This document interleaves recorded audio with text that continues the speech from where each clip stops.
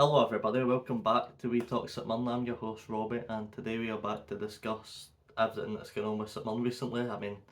The last video was a couple of weeks ago. We are now back full time officially now. No more breaks. I'm going to be uploading twice a week. We're going to try and get twice a week if possible. I'll need to run that one out of Robbo first, but let's get right into it then. So we'll finally finish top of the League Cup group stage, which is a really good thing because this time last year obviously we finished last. Well, it wasn't last, but we definitely got put out with a couple of short results to Arbroath and Airdrie. This year we only lost one game. We lost to Montrose away, first game of the season.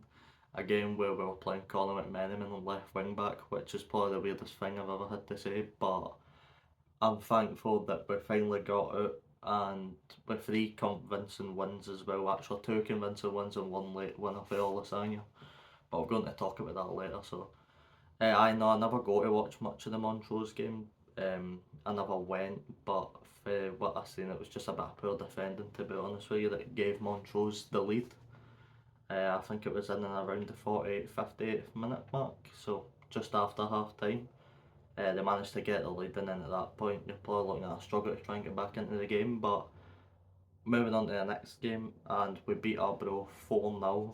The last time they came to Smizer Stadium was actually this time last year. They came in the cup again, and they put up 90th minute winner past us pretty much. I was at that one as well.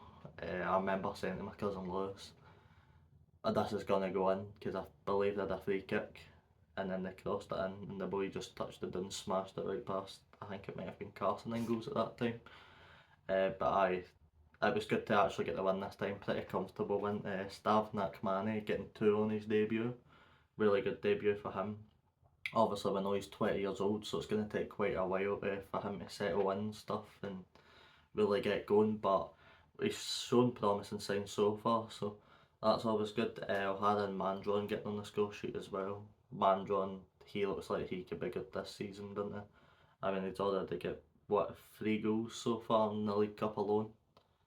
So he looks like it could be good. O'Hara also getting two during the League Cup campaign, which is good for him as well, as obviously he's the captain now. And Gogic even getting one as well. But in terms of the Arbroath win, I thought we were pretty comfortable, dominated possession. Good to see a couple of new boys obviously get a run out. Obviously Mandron getting a goal. It was a good goal as well. Big header, I think it was. And it was good for that. But we move on to Cowden Beef, and again a match that I never got to watch. It wasn't streamed anywhere, so I couldn't even use there wasn't even a streaming website, I believe, that was showing the game. But we got the win. The meltdown on Twitter before we got the win was absolutely tremendous. There was comments flying left, right and centre saying how unacceptable it was. And then Lasagna pops up with a 94th minute winner. I mean, I don't I didn't expect Lasagna, to be honest. He don't get me wrong, I think he's a good young player. I think he needs a lot more game time than he's gonna get at the clubs, especially with the amount of strikers that we have signed. So I think it's only natural that he leaves. But it had a part to play in that game, and obviously getting the goal that won us the game. Important 3 points as well. We couldn't afford to even go to penalties or forfeit play with the went tap, and we might have been in trouble going into the last game. We might have been it. So thankful to him for getting that goal, which pretty much topped us the League Cup group stage going into the last game against Forfar, where you thought it was going to be a hard game. Don't get me wrong, Forfar are a hard team, but we played them after the park and beat them 4-0. For how much they were dominant in the League Cup group stage, I think they beat Arbroath 3-1. I think they won every game up until they played us. They won their first three up until they played us, and then obviously we just got there and get a job done. Managed to finish top of the group, but again, Mandron double. First goal, big diving header at the back post, beautiful goal. Second goal was really nice for Ryan Strain actually, and I'll go on to touch on that later because Ryan Strain, if we can keep a hold of him, no let a rumour suggest, then we can get he's going to be some player for us this season, isn't he? If we can keep a hold of him. Can we keep a hold of him? I don't know. I guess time will tell, but I feel like we need to do everything we can because that goal summed up how good Ryan Strain can be. He flicked it elbow, he passed it into McMenamin, I think it was. McMenamin gave it back to him. They just taps it across to Mandron, who taps it in the back of the net. It's an absolute beautiful goal. O'Hara scoring as well. A penalty actually, O'Hara scored. I mean, I never got to see if it was a penalty or not. I couldn't see if where I was sitting, but I believe it was a clear and obvious penalty. And Gogic getting one as well. I cannot tell you the last time Gogic scored a goal for St Mirren. It was probably Hibs away because they love scoring there. But although I don't think it was Hibs. Has he ever scored for St Mirren? Somebody let me know if Gogic has ever scored with St Mirren because I've not got a clue. But we go out there, get the 3 points, get the job done. And we just looked forward to the draw. And the draw did come and we got Motherwell at home on the 19th of August, I think the date is. I'll be going obviously. One that's going to be a good game. I feel like Motherwell always gives good games. I'm still hopeful we can get the win. Obviously 2 games away for Hampden. It's big, it's huge, it's massive, as Ian Crocker would say. No, but we need to go out there and get the win because we're never going to win. Oh, pardon me, we're never going to win the league. Put it that way. I mean, that's easy to say. It's very easy to say, but no. I think for a chance of silverware, this is probably the best chance we've got this League Cup campaign and the Scottish Cup actually. And I think it all just depends on how draw goes. I mean, there's still some absolute diddy teams left. Obviously, you're going to have the likes of Morton and that gets put out to Rangers because that's just natural. But I believe Livy have got Rafe Rovers. There's one other team in there that I'm forgetting as well. I think Forfar might have actually went for them. No, they didn't. Forfar went out. But there's a few lower league teams that went through, so if we can ride the luck, get through this Motherwell game, which I personally think we will, and then get one of these smaller teams, you could be looking at a trip to a semi-final at Hampden, which as as fans haven't got to for years. I mean, I know we get the 2 in the COVID era, but then they got to go and we lost both of them, which was just even better. Thank you, Goodwin. No, but this is important to us because this means more than just getting silverware. Like, we love to see the team doing well in every cup competition. Obviously, getting to Hampden, where it might not be the nicest ground, but it's still good to get there for the semi-final, especially even a final. I mean, if you get the semi-final, chances are you're playing the Old Firm unless the draws really went your way, and then at that point you're looking at a final on the cards, to be honest. But I think it's a big game against Motherwell. But even moving on to the league game against Hibs at the weekend, another big game. I mean, we don't have the biggest track record at Easter Road. We're not the greatest team in the capital. I think past results have shown that.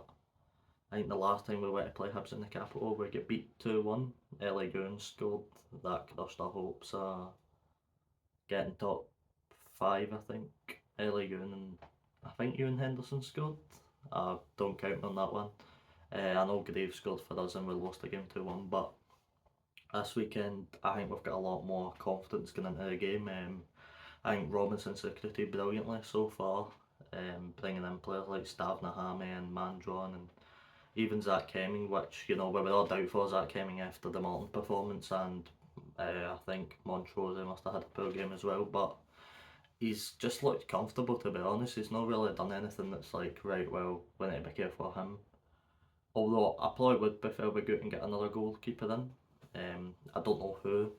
I know Anik and Larky are sitting on the benches at both our clubs, but again, the wages, I just don't think they're going to be able to come back down here. They'll want to come back down here on the wage cut that they need to take. Even new players like James Bolton, who I actually got to watch last night, and not 2 nights ago now, at the St Mirren B versus Albion Rovers game.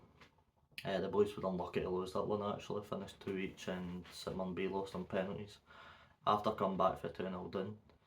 A couple of key players in that game, I mean Stav Naham, Nak Mane and James Bolton get 45 minutes each, took off at half time. Probably to rest them both for Sunday's game. Ethan Sutherland but and Wee Lennon, I think that's Neil Lennon's son, the number 6 defender. They both played well with each other down that left hand side. A lot of impressive performances. It's good to see like that, the how many fans were at the game as well. I mean, it was good to see how many fans were at the game, showing support for the young players. And I was just unlucky they never got through. But as Alan McManus said, it's one of the things where you get penalties and it's a lottery, so you can't really count them faults it. But Ethan Sutherland, I'd definitely keep an eye on him. I think he'll be on the bench for Sunday's game. I wouldn't be too sure, but I think we need to keep an eye on him because he could be really important going forward. And I believe he's signed a 2-year contract as well with an option of a third. So that's a great bit of business by the club to get him under there for a couple more years. But anyway, back to the Hibs result. It's a massive one. And when they ever play it, it'd be good. Obviously, this is when you're going to see the best at our defence because the defence needs to be good. I'm right in saying that Robinson came out this morning and said that Dunn will be tested for Sunday. I doubt he'll play. I think it will be Richard Taylor, James Bolton, and Marcus Fraser as the back three for this game. I don't think. I think one thing Bolton will need to do is if you put him in the middle, and he's probably not going to be able to run very far because he still needs a lot of game time to catch up energy wise. But if you can get him making perfect tackles like he did against Forfar, then I think you can sort of afford to have him in there with Fraser and Taylor. Taylor, by the way, very good centre back this season. He'll be vital. I'd rather play him than Dunn, to be honest. And it's not anything on Dunn because I know Dunn can be a really good defender, but Taylor just does everything that Dunn does, but it does it a wee bit better. I mean, you've seen the long passing, and Taylor is so much better than Dunn's. I mean, Dunn just hits Hollywood 40 yarders, and but I think it's a big chance for Taylor and the likes and James Bolton, and I don't know who'll start up top. I'm guessing we're going to play McMenamin after the right again, just sort of sitting there, be able to provide balls to Ryan Strain, I'm guessing, and try and get the ball into the box because ultimately, if we can get the ball to big man drawn in the box, he's going to score a battle load for us this season. I think he will. Anyway, he's a big tall presence in our team. Gets into good spaces. We've already seen what he can do. But no, I think it'll be a tough game against Hibs, definitely. I mean, they're good. They're really good. They've just went and splashed 700k on a boy, a striker, and a lot attacker, which is weird because the attack's so good.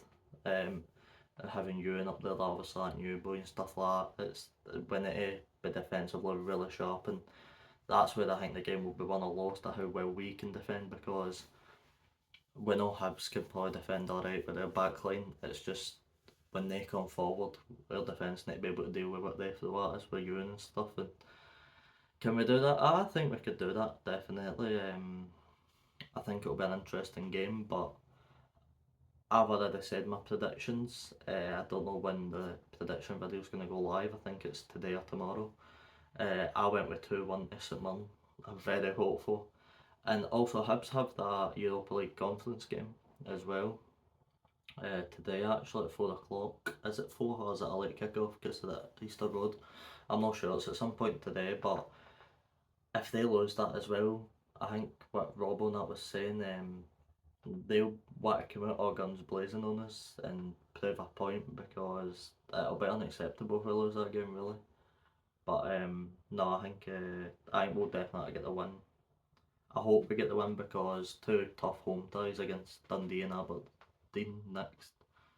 They're two other hard games. I mean, I know Dundee are just a newly promoted team, but I predicted them to finish 8th.